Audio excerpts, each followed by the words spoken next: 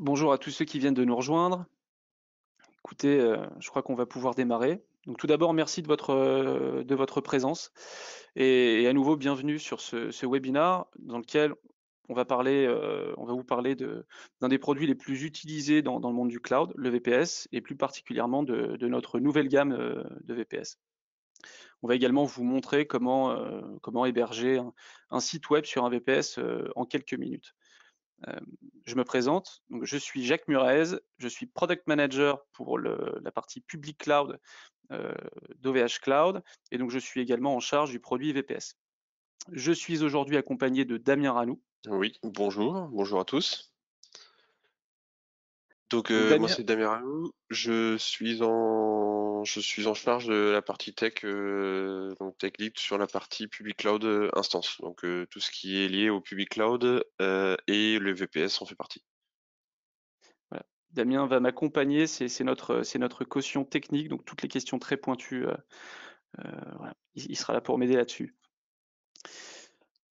L'agenda de cette session, rapidement, on va faire une introduction, on va rappeler un peu qui on est, OVH Cloud. Euh, On va vous présenter la nouvelle gamme VPS, vous expliquer pourquoi on l'a faite et comment on l'a faite.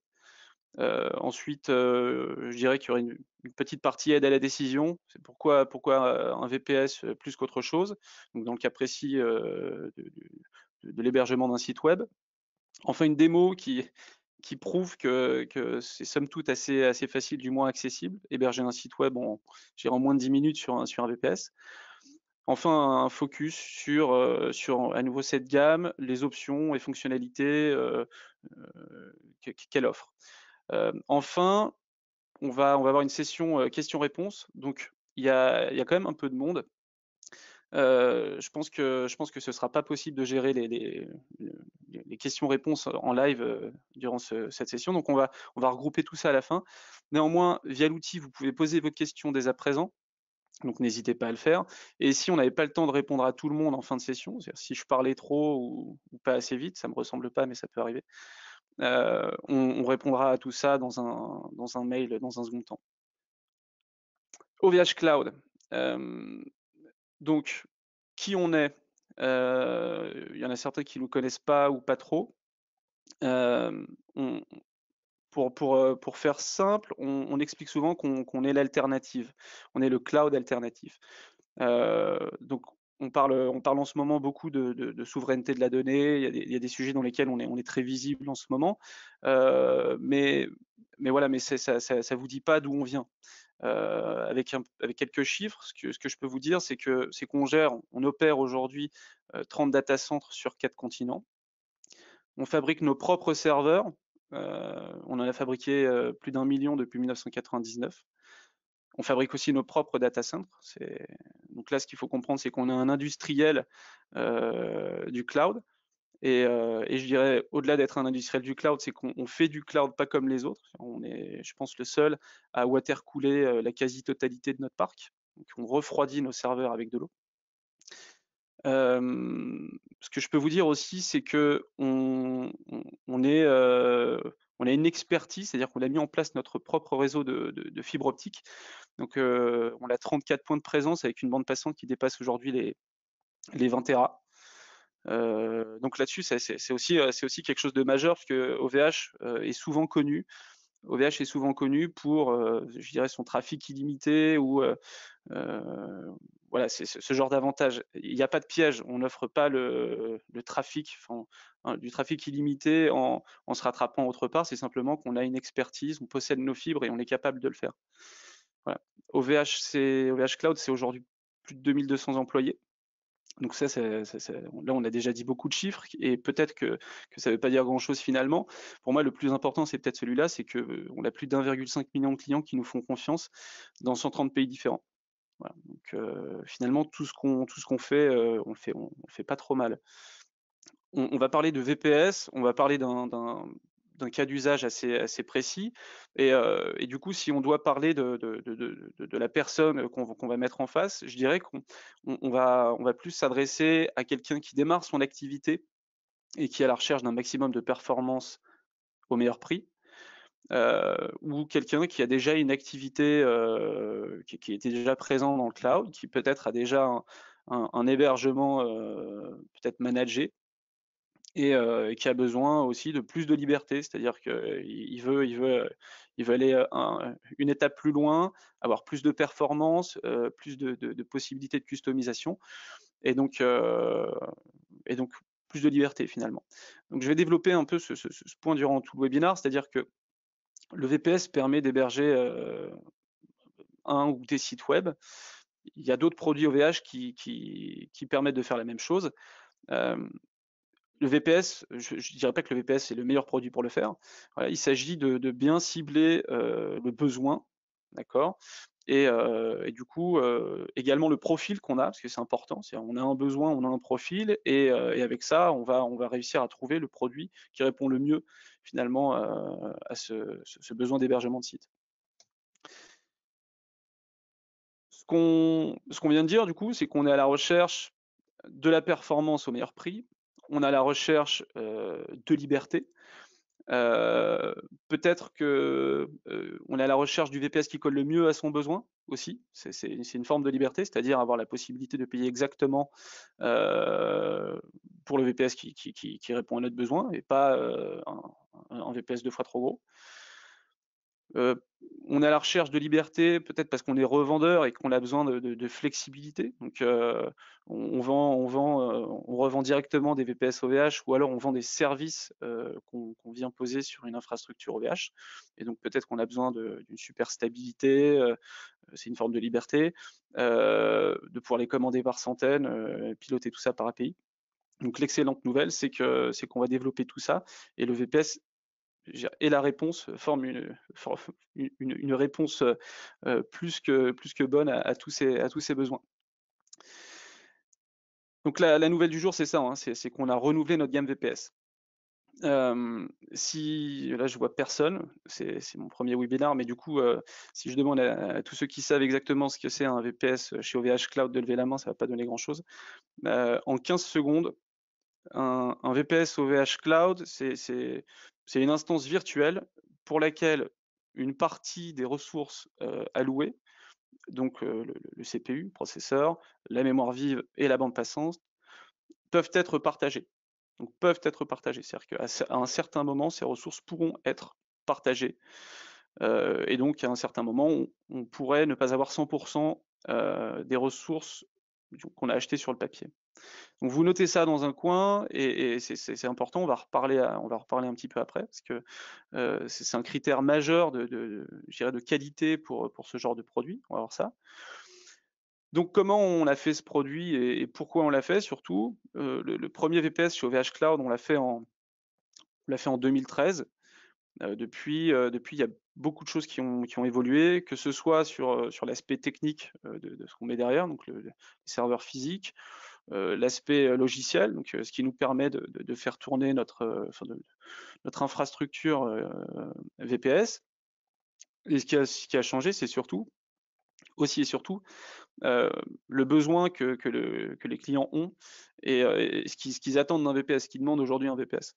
Là, on peut prendre cet exemple de site e-commerce, une plateforme e-commerce qui demande un maximum je dirais d'évolutivité, de flexibilité, notamment sur la bande passante pour gérer les pics d'affluence sur, heu, que sais-je, un Black Friday ou les périodes de Noël. Hem, c'est quelque chose qui était pas forcément aussi prépondérant dans les demandes de nos clients, il y a quelques années. Donc c'est ce genre de choses qui nous a poussé à refaire cette gamme. Donc on va développer 3 points pour cette gamme. On va parler là de la performance et de la stabilité, de cette gamme, de la simplicité, de l'évolutivité et du caractère customisable de la gamme. Donc là, il y a un vrai défi, un vrai challenge parce que, voilà, offrir de la customisation en conservant une expérience simple, c'était un défi pour nous. Et enfin, on va s'attarder un peu sur les fonctionnalités, qu'offre, cette gamme. La performance au meilleur prix et la stabilité. Qu'est-ce que ça veut dire? Le VPS, voilà, c'est assez historique. Historiquement, les clients qui consomment du VPS sont intéressés par la technique parce que comment dire? c'est ce qu'on va mettre dans notre serveur physique est directement lié au niveau de performance de l'instance virtuelle. Donc on s'entend là-dessus. Ce que je peux vous dire, c'est que du coup, on a une gamme hyper performante qui s'appuie sur les dernières générations de processeurs Intel. On a des serveurs physiques qui embarquent des disques SSD, interface NVMe, donc en termes de performance, c'est je dirais ce qui se fait de mieux aujourd'hui. Donc ces 2 points, je mets une toute petite étoile parce qu'on verra, il y a quand même un segment, un VPS pour lequel c'est pas vrai. On va voir ça après. Enfin, au niveau du réseau, il y a quelque chose qu'on a voulu faire sauter, c'est cette obligation qui existait de passer à des instances public cloud ou des serveurs dédiés, simplement pour obtenir plus de bande passante. Donc le VPS OVH d'hier, c'était 100 mégas maximum. Aujourd'hui, avec cette nouvelle gamme VPS, on arrive à 2 gigas de bande passante. Quelque chose de nouveau, le segment produit Elite, donc c'est-à-dire qu'on a un VPS Elite qui n'existait pas hier, c'est-à-dire qu'on a pris la décision de faire des gros VPS, des VPS performants à partir de 8 cœurs virtuels jusqu'à 32 Go de RAM, jusqu'à 640 Go de disque, donc c'est un très gros VPS. Voilà, donc tout ça, c'est super, mais on revient à ce que je vous expliquais un peu plus tôt sur la stabilité et la définition un peu de ce qu'est un VPS. Un VPS ultra performant sur le papier est parfois décevant dans les faits, car il n'est pas assez stable. Soit on a des ressources qui sont un peu trop partagées, soit on peut avoir une infrastructure mal maîtrisée. Donc là, ce que je veux vous dire, c'est qu'en fait, ce VPS, cette gamme VPS, on l'a mise au bon d'essai. Ce que je peux vous en dire, c'est que c'est très stable, vous pouvez compter dessus. Il y a encore une fois une expertise OVH dans ce domaine, dans le sens où il y a de l'intelligence dans la répartition, je dirais, de nos VPS sur les serveurs physiques, c'est-à-dire que on ne se retrouve jamais avec 100% des clients qui consomment 100% des ressources 100% du temps sur un même host. Voilà.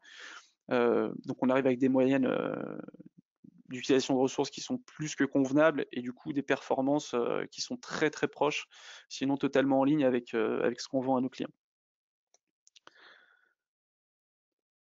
Sur l'aspect simplicité, évolutivité, customisation. Donc simplicité, ce qu'on a voulu, ce qui a un peu initié tous nos débats autour de l'expérience, c'est ça, c'est qu'on voulait que le client qui n'est pas expert technique sache identifier le VPS qui lui correspond facilement. Donc ce qu'on a fait, c'est qu'on a défini 5 segments produits VPS de façon à ce que de manière assez relative, le client puisse identifier le VPS qui lui correspond le mieux en termes de taille. Il y a un parallèle qui fonctionne assez bien avec l'exemple des tailles de t-shirt. Donc là, on a 5 segments produits donc starter, value, essential, confort et elite. Voilà. On peut faire, il y a un parallèle qui est possible avec des t-shirts qui iraient de la taille S à la taille XXL. Voilà. Donc on conserve ce parallèle, on parle d'évolutivité. On a voulu rendre le changement de taille très simple. C'est-à-dire que il n'y a rien de pire qu'être un peu, pour son business, qu'être un peu à l'étroit dans son VPS. C'est-à-dire qu'il faut, le VPS il est au service du business et il doit pas nous limiter là-dedans. Et de même, par ces chaleurs, on est un peu mal à l'aise dans un t-shirt trop serré. Donc il faut que ça soit facile. Donc là, concrètement, ce qu'on a fait, c'est que on a rendu possible le fait de doubler soit la mémoire vive, soit la taille du disque en un seul clic dans l'espace client. Donc ça pour nous c'est une belle avancée en termes d'expérience. Donc simplicité, je suis nouveau client, j'arrive, j'ai 5 VPS qui ont des gabarits par défaut. Évolutivité, en un clic je double soit la mémoire, soit le disque, et bien sûr donc customisation. Là on arrive au fait de pouvoir avoir le VPS qui colle le plus à son besoin. Donc c'est au total 24 configurations possibles. C'est-à-dire que quand je rentre dans un segment produit, ce qui se passe, c'est que ce segment produit n'est pas unique. J'ai plusieurs configurations possibles dans ce segment et je peux changer de segment. C'est passer d'un starter à un value et d'un value aux autres jusqu'à l'élite. Okay, et sur l'aspect élite, là, on a une expérience qui est un peu différente. Sur l'aspect élite, le VPS n'est pas tout fait. Sur l'aspect sur le VPS élite, on va s'adresser peut-être à des profils un peu plus experts qui vont aller chercher la quantité de mémoire et la quantité de disques qu'il leur faut exactement. Voilà. Enfin, sur l'aspect options et fonctionnalités, j'ai vraiment envie de faire un énorme focus sur le service de sauvegarde automatisé, donc l'auto-backup. C'est quelque chose qui existait sur l'ancienne gamme VPS, mais qu'on a fait évoluer. Donc aujourd'hui, le service de sauvegarde automatisé est disponible sur toute la gamme, sauf, comme pour les spécifications techniques de tout à l'heure, sauf pour un VPS, et on va le voir après. Il y a quelque chose un changement majeur d'après moi dans la façon dont on vend cette option. C'est-à-dire qu'à l'époque, le tarif était plus ou moins fixe et dépendait pas directement de la taille du disque de notre VPS. Aujourd'hui, c'est le cas. Donc, quel que soit notre VPS et la taille de son disque, on a là une option qui est abordable et directement en fonction de la taille du disque. Le scénario, il est prédéfini, c'est-à-dire que c'est un service qui va aller sauvegarder votre VPS de manière automatique, quotidiennement, et qui conserve 7 jours d'historique de sauvegarde. Et surtout, là, c'est l'aspect un peu éducation, 30 secondes. Votre VPS, un jour, tout dépend de la durée, pendant laquelle vous allez le conserver, mais votre VPS, un jour, il va mourir. C'est-à-dire qu'on va avoir un problème, parce que c'est la vie, c'est comme ça. Donc un jour, il va y avoir un problème et il y a un risque que vous perdiez vos données. Donc ça, cette option-là, c'est votre garantie. Moi, c'est comme ça que je le vois.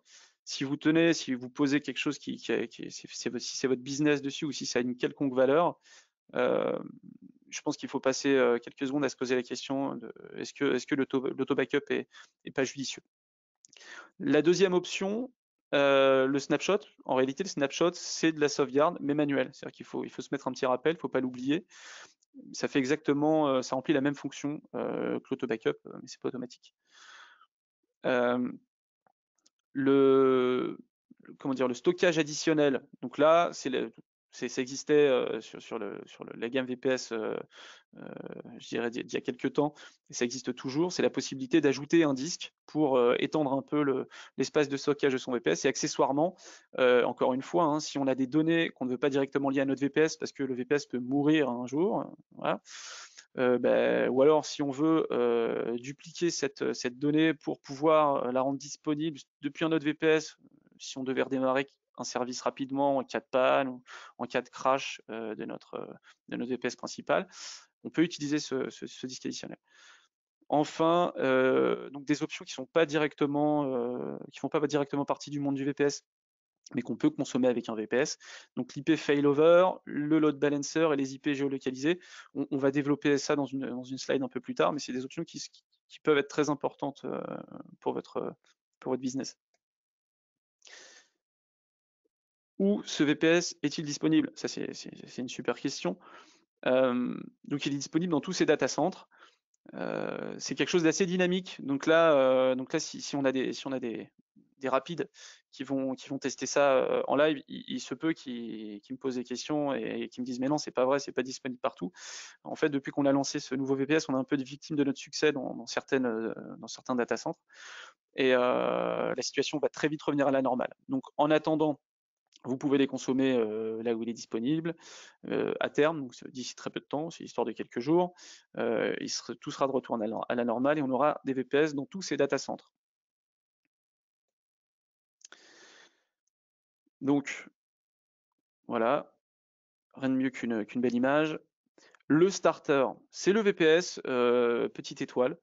Donc le starter, c'est le VPS sur lequel on n'a pas forcément, on peut pas tenir la promesse d'être tout le temps avec des disques NVMe.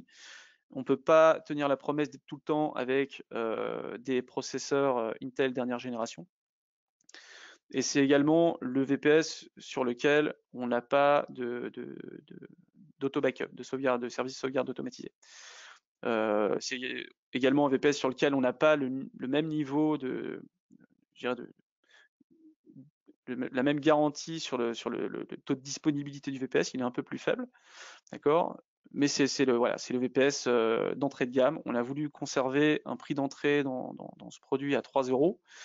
Et donc les autres segments produits, Value, Essential, Comfort et Elite, ce que je considère, moi, c'est que Starter, c'est un super produit pour plein de choses, mais qu'à partir du moment où on veut faire quelque chose de sérieux, à partir du moment où on parle de business ou autre, on considère un VPS à partir de value. Voilà. C'est des VPS sur lesquels on a un taux de dispo qui est globalement meilleur, des performances qui sont meilleures et des spécifications techniques qui sont juste voilà, à partir de value qui sont décentes. À Starter, on va voir, on est un peu à l'étroit, on peut se sentir à l'étroit dans ce VPS.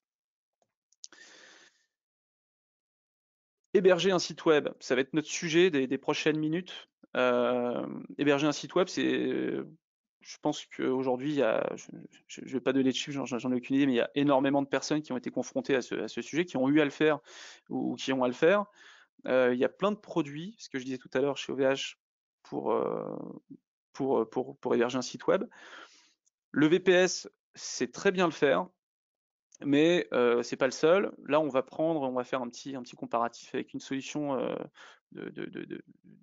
d'hébergement web managé. Donc on trouve aussi chez OVH Cloud. Et pourquoi prendre un VPS? Pourquoi plutôt opter pour une solution managée? Donc je suis revendeur. Qu'est-ce que je dois choisir? Je suis revendeur. Je vais pas choisir une solution managée. Je suis revendeur, je vais choisir un VPS. Pourquoi? Parce que sur un VPS, j'ai plus de performance au même prix. Sur un VPS, bêtement, je vais pouvoir installer un cPanel en place, enfin, un panneau d'administration qui me permet de mettre plusieurs sites web sur un seul VPS. Voilà. Accessoirement aussi, c'est quelque chose d'important. Ça n'existait pas, en fait, c'est quelque chose qu'on a modifié, mais aujourd'hui, on a des revendeurs qui nous commandent les VPS par centaines, donc on peut les commander par 100. Il y a une API qui est disponible également qui nous permet d'industrialiser dans une certaine mesure le déploiement de nos VPS.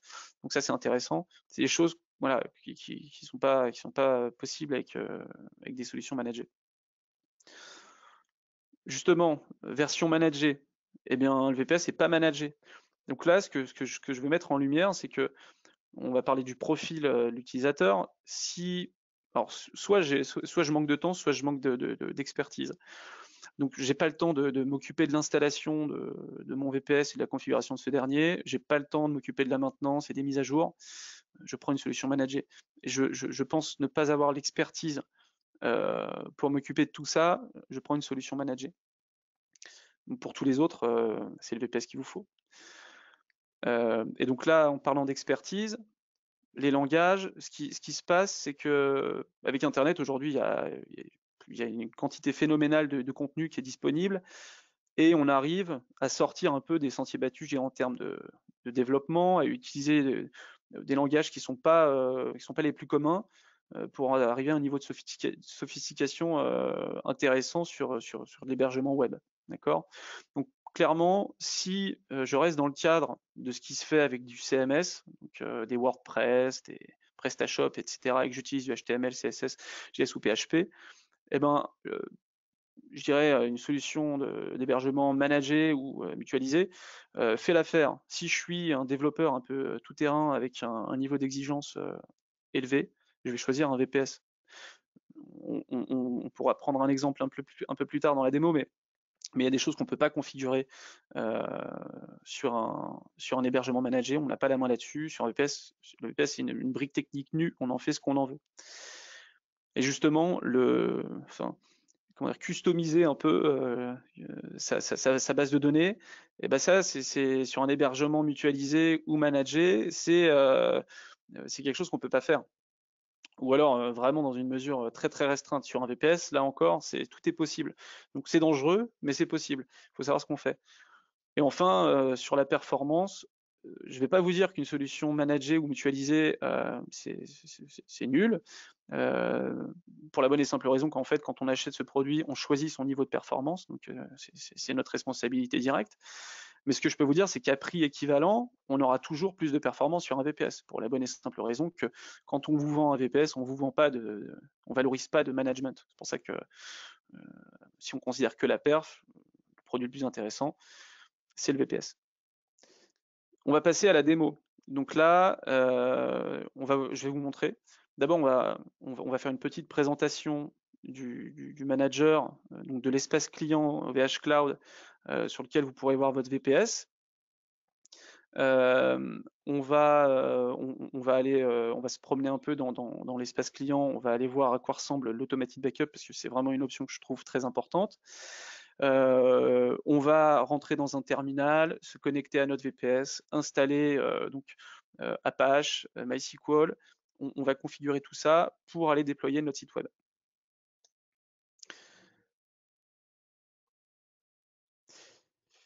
Donc, vous avez ici la vue de l'espace client OVH que tout le monde a quand on commande le VPS. Donc là, vous avez acheté votre VPS au préalable. Vous avez un certain nombre d'informations qui sont affichées ici. C'est un VPS qui se trouve à Varsovie. Dans la colonne de gauche, on retrouve bien son nom. Quelques options. Donc, ce qu'on a ici, c'est deux options. Donc, le redémarrage du VPS qui peut être intéressant quand on fait des mises à jour. C'est ici que ça se passe, si on ne veut pas le faire par API. Et le mode rescue. Quand votre VPS est déployé, donc vous l'avez acheté et on l'a livré, vous recevez un mail avec les informations de connexion à votre VPS. Pour une quelconque raison, si ça se passe mal, vous n'arrivez pas à vous connecter, ou bien même plus tard dans votre vie avec ce VPS, vous n'arrivez plus à vous connecter, le système d'exploitation est complètement KO, vous démarrez votre VPS en mode rescue. C'est une manière alternative d'accéder à votre VPS, vous accédez au disque sans démarrer le système d'exploitation et vous pouvez accéder à la donnée du VPS. La réinstallation du VPS, soit le réinstaller avec le même OS, soit un autre, faisant partie de notre librairie. Donc là, il est bien à Varsovie. Notre configuration, alors ça, voilà, l'expérience, le petit plus en termes de simplicité et d'évolutivité. Donc là, j'ai un VPS sur lequel je peux passer de 4 Go à 8 Go de mémoire en un seul clic, sur lequel je peux passer de 80 Go à 160 Go de stockage en un seul clic.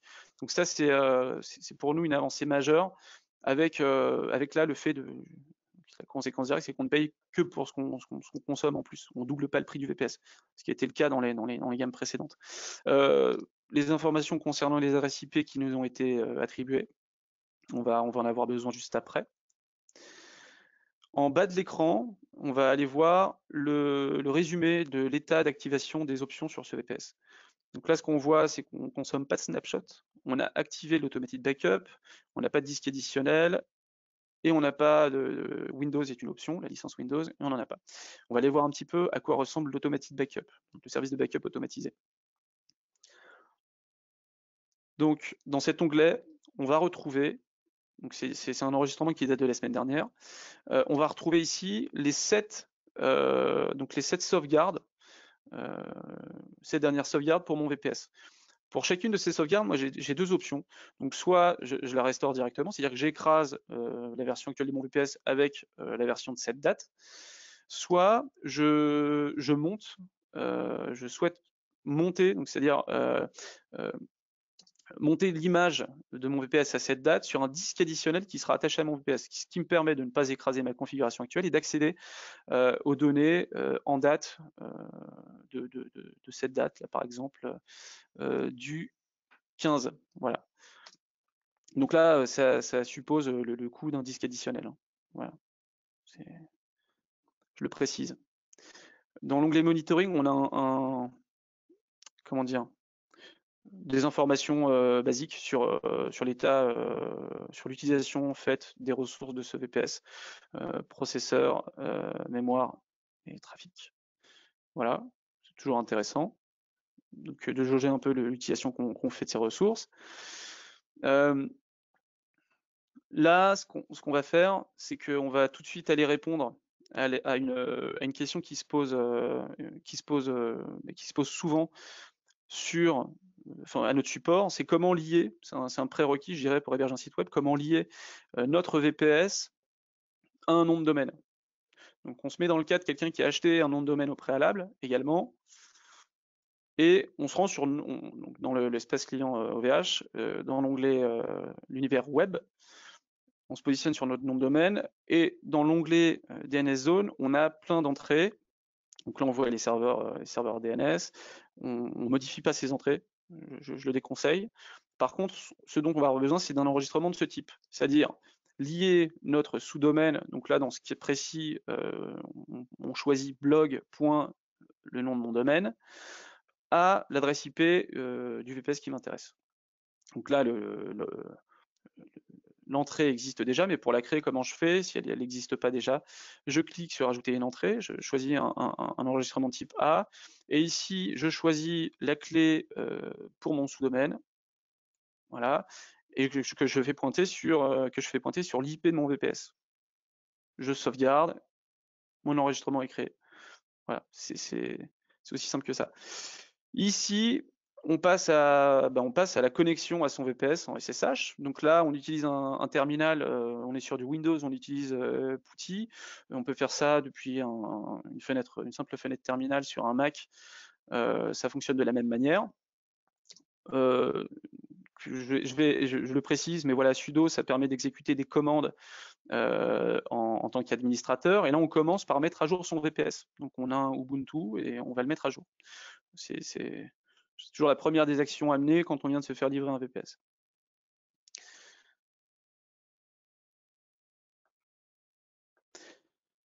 On va ensuite aller installer Apache. Donc Apache, c'est un serveur web, serveur HTTP le plus populaire, sinon le plus populaire, un des plus populaires, avec Nginx, 2IS pour Windows. Et ce qui va faire ce serveur web, en fait, c'est qu'il va répondre au client. Le client envoie une requête, demande une page. Le serveur web va lui répondre et lui permettre d'afficher la page.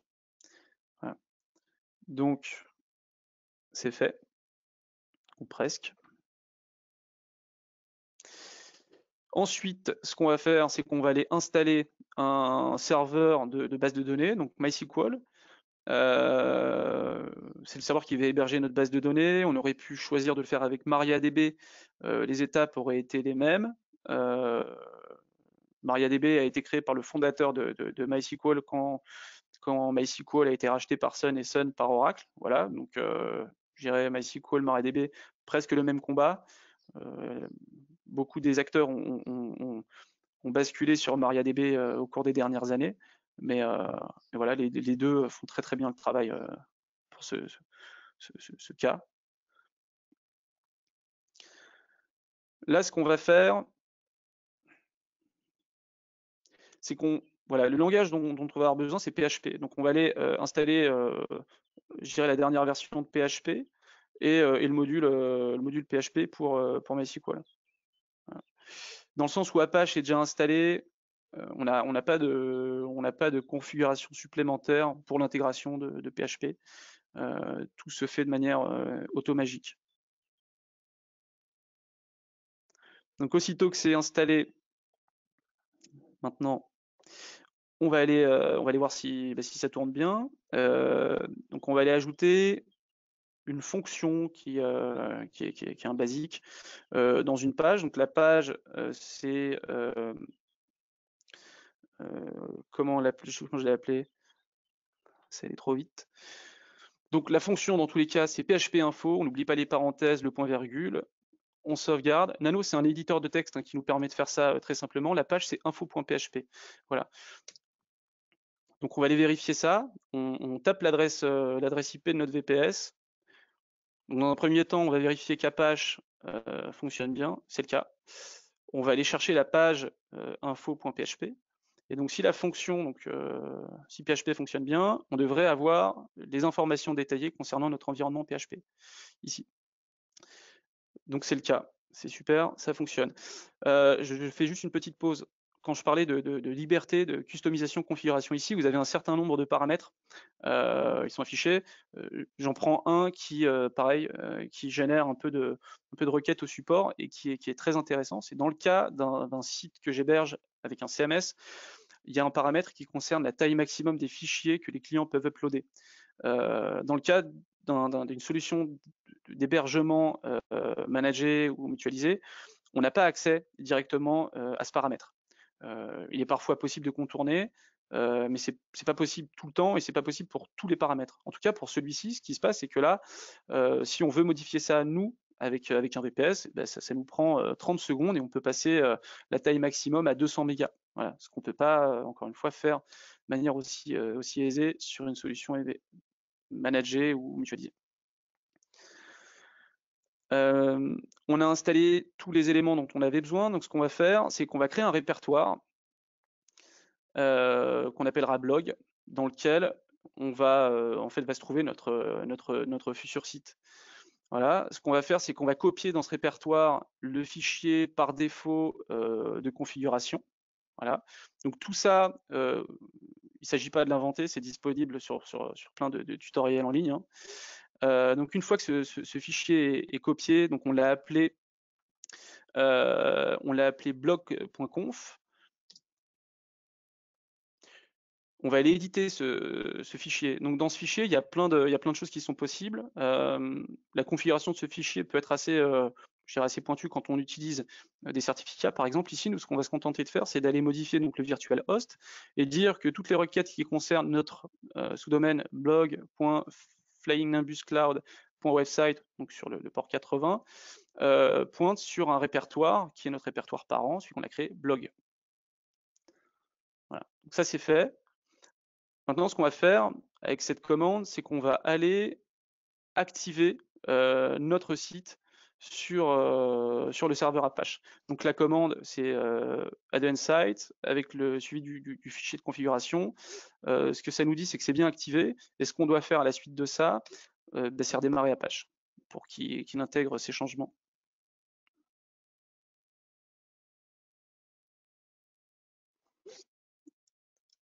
Donc là, on se connecte au serveur de base de données avec assez de, je dirais, avec un utilisateur assez de droits pour pouvoir créer une base de données, créer un utilisateur et gérer ses permissions.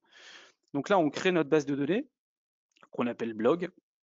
Voilà, on choisit un jeu de caractères standard UTF-8. Ça, c'est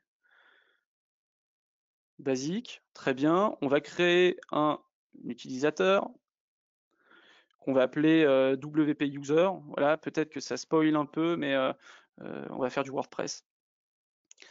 Le arrobase localhost, ce que ça veut dire, c'est que cet utilisateur, il pourra se connecter que depuis le host local. Donc ça, c'est, voilà. Dans notre cas, c'est pratique et c'est toujours intéressant de limiter ça. On va aller modifier l'utilisateur, on va lui donner un mot de passe, c'est mieux.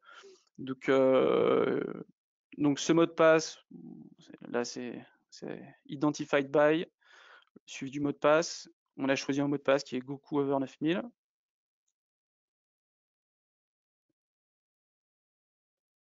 Voilà. Donc là, on a un utilisateur qui existe sur notre base de données. On a une base de données, on va aller lui donner les droits sur cette base. Et donc on lui donne tous les droits, donc tous les privilèges sur blog.étoile, donc tout ce qui concerne cette base de données, à notre utilisateur, donc WP user, arrobase, les guillemets, localhost. Donc là, ce qu'on fait, oui, c'est qu'on vide le cache concernant les privilèges pour la base de données, afin d'appliquer tout ce qu'on vient de faire. On sort de là. Donc, notre base de données existe, notre utilisateur a les bons droits. Ce qu'on va faire, c'est qu'on va aller télécharger WordPress. C'est ça qu'on va faire. Donc, on se rend dans notre répertoire parent. Avec la commande wget, on va aller télécharger, donc suivi de la bonne URL, on va aller télécharger la dernière version de WordPress.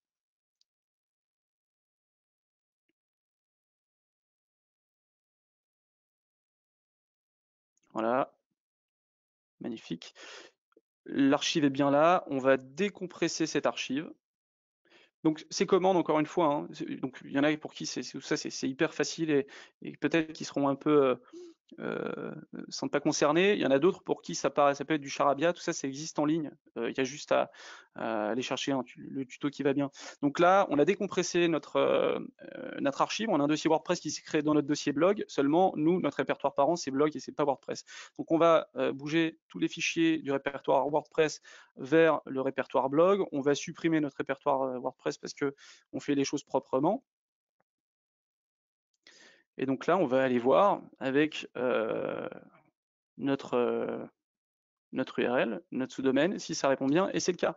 Donc là, on arrive sur la page de configuration initiale de notre WordPress. C'est un succès. Bon, c'était pas une surprise parce que c'était enregistré, mais j'aime quand même le dire.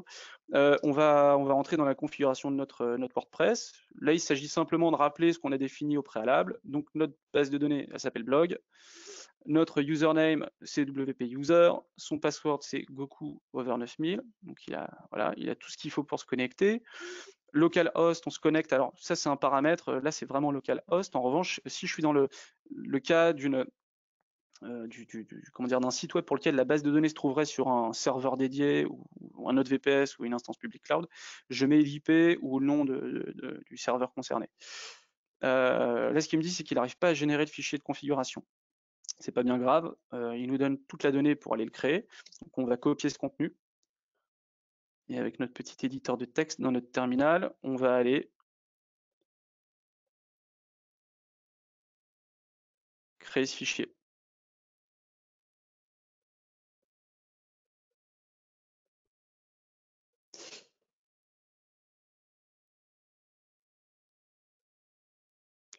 Donc le fichier de configuration de WordPress, c'est celui-ci, wp-config. On copie notre contenu, on sauvegarde. Et là, on peut continuer notre installation. Donc tout se passe très bien. Il nous demande de choisir un nom pour notre site. Il nous demande un nom d'utilisateur. Donc là, c'est le nom d'utilisateur à définir et le mot de passe pour l'utilisateur WordPress. Donc j'ai repris lui-même, mais il n'a rien à voir en soi avec l'utilisateur de notre base de données. Et là, si tout se passe bien, mais je crois que c'est le cas, on devrait pouvoir se connecter à notre site. Voilà. On a dû passer quelques minutes, je dirais 10 à peu près, j'ai beaucoup parlé, hein. Et on a notre site qui est en ligne, donc c'est quand même super. Encore une fois, ça peut paraître pour certains hyper facile, ils veulent aller beaucoup plus loin que nos VPS, c'est possible. Le but du jour, c'était justement de ce webinaire de montrer que héberger un site web sur un VPS, c'est facile. Donc moi, j'invite tous ceux qui sont intéressés par ce type je dirais de déploiement et qui sont pas forcément experts, à aller chercher un VPS starter à 3 € parce que c'est fait pour ça. Et à s'amuser à ce genre de choses. Voilà. Donc, ce qu'on va faire, c'est qu'on va continuer. On va finir de dérouler notre présentation. On va revenir un peu sur la gamme VPS rapidement, et puis après, on passe aux questions-réponses. Pour aller un peu plus dans le détail de cette gamme, vous avez vu pas mal de choses. Ce que je veux vous rappeler, c'est en fait l'étendue de la gamme d'un point de vue caractéristiques techniques. Donc de 1 à 8 cœurs virtuels, de 1 à 32 Go de mémoire, de 20 Go de stockage pour le starter jusqu'à 640 Go pour le plus gros des VPS Elite, de 100 mégas de bande passante jusqu'à 2 Go. Donc ça, c'est un gros changement. En termes de profondeur de gamme, donc les 24 configurations dont je vous parlais, quand on est sur un starter, on n'a pas de possibilité de configuration. Quand on est sur des VPS qui sont du segment soit value, soit essential ou confort, que ce soit pour la RAM ou le stockage, on a à chaque fois 2 options disponibles. Donc ça, c'est intéressant. Et quand on est sur un segment Elite, là, on a 3 options de stockage. Voilà, et 3 options de mémoire. Donc là, on est vraiment, on a pas mal de possibilités en termes de configuration. En termes de fonctionnalités qu'il est possible de consommer, on est passé rapidement dessus tout à l'heure. Là, je vais vous expliquer un peu plus l'intérêt de ces options et en quoi elles peuvent être intéressantes pour vous et votre business. Donc le load balancer, donc c'est quelque chose qu'on peut consommer avec un VPS, mais pas seulement. L'avantage de ce produit, c'est qu'il nous permet de répartir la charge en termes de trafic sur plusieurs services. Donc on peut ventiler ça entre du VPS, du serveur dédié et des instances publiques cloud. Donc là, on a quelque chose de très intéressant pour gérer peut-être la croissance ou les pics d'affluence. Voilà. Les IP géolocalisés. Le SEO dans le commerce digital, c'est quelque chose de très important. Il s'agit d'être au plus proche de ses clients. Et en fait, c'est à ça que servent les IP, les adresses IP géolocalisées. C'est la possibilité d'acheter une adresse IP qui est géographiquement très proche de sa cible. Voilà, c'est aussi simple que ça. Les IP failover. Les IP failover, elles vous permettent par exemple de rendre totalement transparent la migration de votre business d'un service à un autre.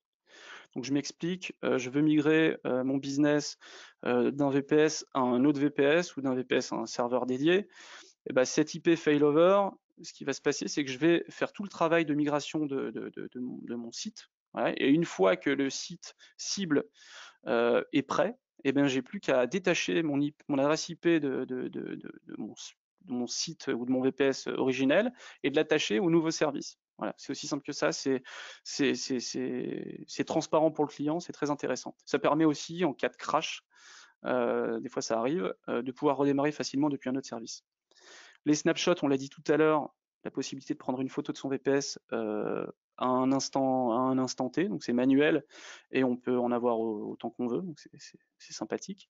Le backup automatisé, vous l'aurez compris, c'est quelque chose que je considère important. C'est pas disponible pour les VPS starter, mais encore une fois, on considère que sur un VPS starter, on fait pas grand chose, on fait rien de sérieux, ou alors on s'est pas compris. Vous pouvez le faire, hein, mais on n'est pas au courant. Et donc voilà, sauvegarder vos VPS, voilà, il y a beaucoup de clients qui nous appellent et qui regrettent de ne pas l'avoir fait. Il n'est pas toujours possible de les dépanner, donc voilà, prenez cette assurance. Le stockage, donc les disques additionnels, ce que je vous expliquais tout à l'heure, si on a envie de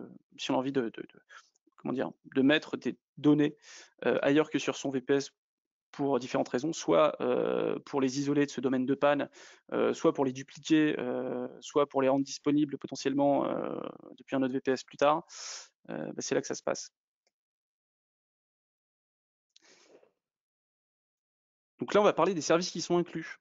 Donc les services qui sont inclus, ils sont gratuits, mais c'est pas parce qu'ils sont gratuits qu'ils n'ont pas de valeur. C'est ça que je vais vous expliquer. Donc, des IP, les IP, c'est des commodités, on est d'accord. Donc on a une IPv4 et on a une IPv6. Ok.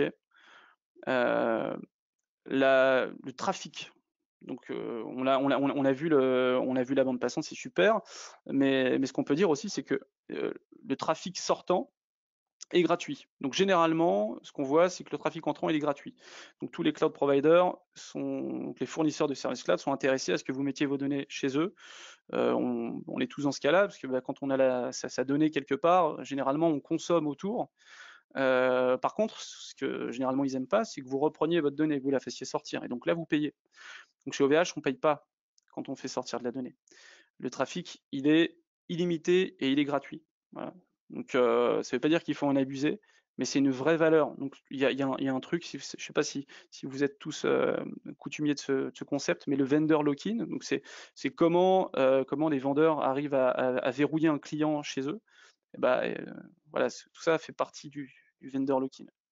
Chez nous, vous faites sortir ce que vous voulez. Les distributions, on va le voir dans la slide d'après, mais on a un certain nombre en fait de systèmes d'exploitation, de distribution, donc qui sont disponibles à la préinstallation. C'est-à-dire que le VPS, c'est une brique technique nue, mais ce qu'on vous propose, c'est quand même au moment où vous commandez votre VPS, de choisir quel système d'exploitation vous voulez dessus, quelle distribution vous voulez dessus. C'est assez intéressant, ça fait gagner un petit peu de temps. La garantie quant au niveau de service.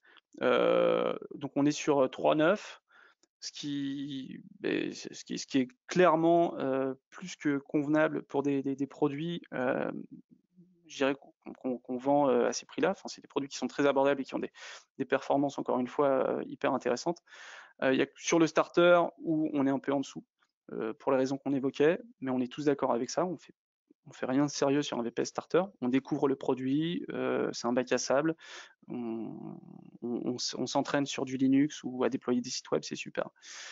Un support 24/7, donc ça c'est pareil, faut pas en abuser. Il y a tout est disponible sur internet la plupart du temps, mais quand ça va vraiment pas, ils sont là.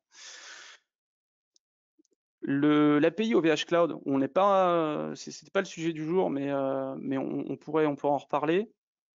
Avec l'API, ce qui se passe, c'est qu'on peut, si on est vraiment expert, que les interfaces graphiques nous font saigner les yeux et qu'on adore la ligne de commande, il y a pas mal de choses qui sont possibles avec l'API OVH Cloud. Si ça vous intéresse, tout est disponible. Encore une fois, voilà, je dirais c'est assez intuitif quand on sait se servir d'une API. L'anti-DDoS, c'est un produit OVH. On l'a fait nous-mêmes, on l'a breveté. Il a fait ses preuves, il y a pas mal de papiers sur l'internet qui expliquent comment il est performant. C'est pas gratuit partout, encore une fois, chez nous c'est une commodité, on considère que c'est essentiel. Vous êtes à l'abri. Quand vous utilisez un VPS chez OVH Cloud, vous êtes à l'abri des attaques DDoS. Voilà. La liste, donc une matrice de compatibilité des distributions sur l'ensemble de la gamme. Je pense que le focus essentiel sur cette slide, c'est de dire qu'encore une fois sur Starter, pour des raisons évidentes de configuration minimum requise pour du Windows, on ne peut pas faire tourner du Windows sur du Starter. Enfin, on peut vous laisser l'installer, mais ça ne marchera pas, donc on a décidé de ne pas le faire. Et de la même manière, héberger plus d'un site web sur du starter, on considère que c'est pas sérieux. C'est pour ça que ces panels et Plesk sont aujourd'hui pas disponibles à l'installation sur des VPS starter. Sur tout le reste de la gamme, évidemment, ça l'est.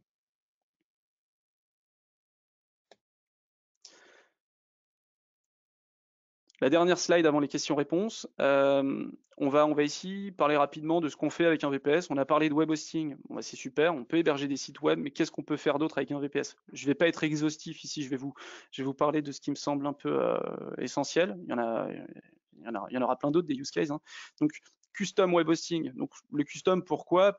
Parce qu'on s'est rendu compte que si on le fait sur un VPS, c'est parce qu'on veut le faire autrement, à sa sauce. Voilà.